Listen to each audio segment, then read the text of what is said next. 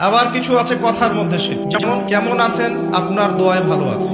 কেমন আছেন, আপনার দোয়ায় ভালো আছে। আপনার মায়ের কি অবস্থা, মায়ের অবস্থা ভালো, ডাক্তারটা সময় মতো না আসলে মাকে বাঁচানো যেত না। যাত্রা কেমন ছিল, জার্নি খুব ভালো ছিল, ড্রাইভার অনেক ভালো ছিল, ড্রাইভারের দক্ষতায় অ্যাক্সিডেন্ট থেকে নিশ্চিত অ্যাক্সিডেন্ট থেকে বেঁচে গেছে। আমি না থাকলে কাজটা হতো না, ভাগ্যিস আপনি ছিলেন, না হলে আমার এই বিপদ থেকে রক্ষা হতো না। প্রচুর কথা বলতে গেলে সারা রাত চলে যাবে, কথার মধ্যে বেশি শিরক হচ্ছে। এমনকি অনেক গানের লিরিক্স দেখবেন, তোমাকে ছাড়া বাঁচবো না, তুমি আমার জীবন, তুমি আমার মরণ, এ ধরনের কথা আছে না? আসমান জমিন চন্দ্র সূর্য সব তোমার, তোমার জন্য চাঁদ নিয়ে এসে দিব, চাঁদে বাড়ি বানাবো, কত কথা। এই শিরিক এবং তাওহীদটাকে শেখেন, শেখার পরে আপনি উপন্যাস পড়বেন, কবিতা পড়বেন, গানের লিরিক্সগুলো পড়বেন, দেখবেন যে শিরিক দিয়ে ভর্তি। এমনি এমনি আল্লাহ পাক বিষয়গুলোকে হারাম করেন না, এখানে শিরক আছে, অনেক ক্ষেত্রে কুফরি কথা আছে, অনেক ক্ষেত্রে আবার ভক্তি প্রদর্শন করতে গিয়ে অতি ভক্তি হয়ে যাচ্ছে, আর হারাম ইনস্ট্রুমেন্ট তো আছেই। সব মিলিয়ে এই বিষয়টা হারাম।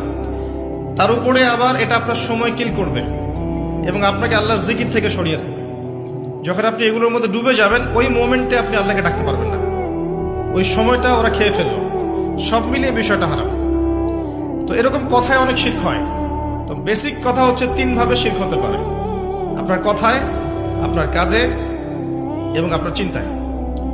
কথা, কাজ এবং চিন্তাকে বিশুদ্ধ করতে পারলে তাওহীদ প্রতিষ্ঠা হবে, এবং তাওহীদের উপর থাকলে পরেই উম্মার কল্যাণ আছে। আল্লাহ পাক আমাদেরকে তাওহীদে থাকার তৌফিক দান করুন। যারা শিরক মুক্ত অবস্থায় কবরে চলে যাবে ইনশাআল্লাহ, তারা উত্তর দিতে পারবে যে রব্বি আল্লাহ, আমার রব হচ্ছেন আল্লাহ।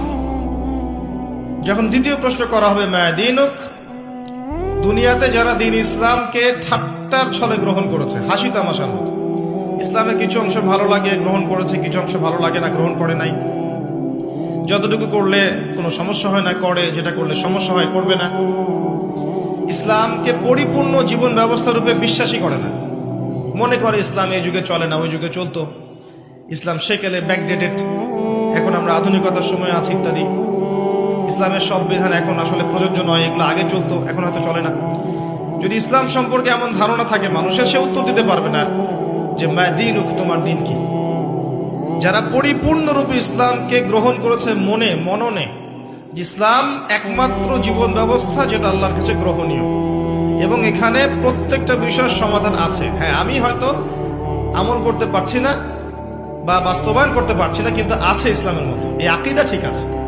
আমল আপনি করতে পারবেনও না, এখন যে যুগ চলছে, এই যুগে আপনি পরিপূর্ণ ইসলাম পালন করতে পারবেন না। বড় গলায় বলে আসলে লাভ নেই, খুব বড় গলায় বলে লাভ নাই যে আমরা সবাই পরিপূর্ণ মুসলিম।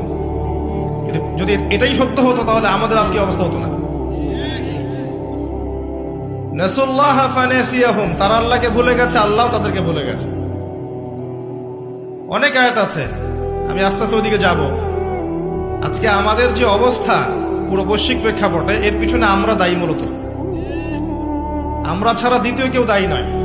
শত্রু, ইসলামের শত্রু যারা, তারা তো শত্রুতা করবেই, তাদেরকে দোষ দেওয়ার তো দরকার নাই। যে আপনার শত্রু, সে শত্রুতা করবে, সিম্পল। আমরা আমাদের কাজের কারণে যখন ওদেরকে সুযোগ করে দিয়েছি, তখন আমরা সবচেয়ে বড় অপরাধী।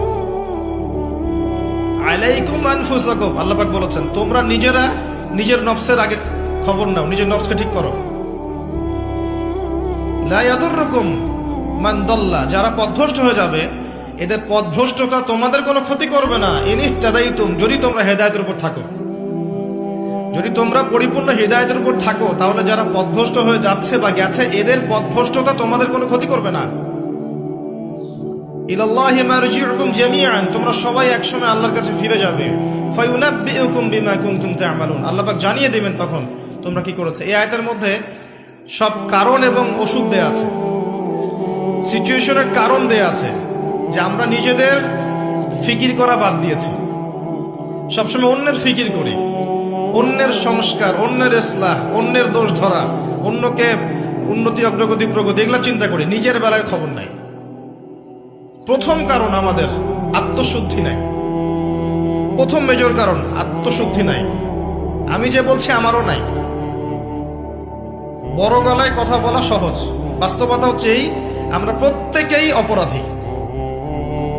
বক্তা, শ্রোতা, আলেম, জালেম যত মানুষ আছে আমাদের এখানে চারপাশে সবাই পাপী, সবাই অপরাধী, এবং প্রত্যেকেই যার যার দায়িত্ব অবহেলা করেছি। আলাইকুম আনফুসাকুম, তোমরা আগে নিজেদের নফস ঠিক করো। যারা পথভ্রষ্ট হয়ে গেছে ওদের পথভ্রষ্টতা তোমাদের কোনো ক্ষতি করবে না, আগে নিজে ঠিক হও। আমরা দেখবেন সবসময় মানুষের সংস্কারের চেষ্টা করি, মানুষের ভালো, মানুষের কল্যাণ, মানুষকে পথ দেখাতে চাই, নিজেই পথ পাই না। এটা বাস্তবতা। দেখবেন পৃথিবীতে মুসলিমদের যতগুলো কান্ট্রি আছে, যত সামরিক বাহিনী আছে, যত অস্ত্র আছে, যত সম্পদ আছে, যত জনবল আছে, এটা পৃথিবীর অন্য কোনো জাতির নাই, কোনো জাতির নাই। না ইহুদিদের, না খ্রিস্টানদের, না মুশরিকদের, কারো নাই। মরক্কো থেকে নিয়ে দেখবেন ইন্দোনেশিয়া পর্যন্ত পুরো চেইন, মনে হবে একটা চেইন রাষ্ট্র, সব মুসলিমদের, সবাই মুসলিম। মাঝখানে একটা রাষ্ট্র ইসরায়েল, ওই একটা রাষ্ট্রই সবকে ধুয়ে রেখেছে, ছেড়ে দিয়েছে। এটা কি মেনে নেওয়া যায়? এটা বাস্তব। একটা শত্রু 100টা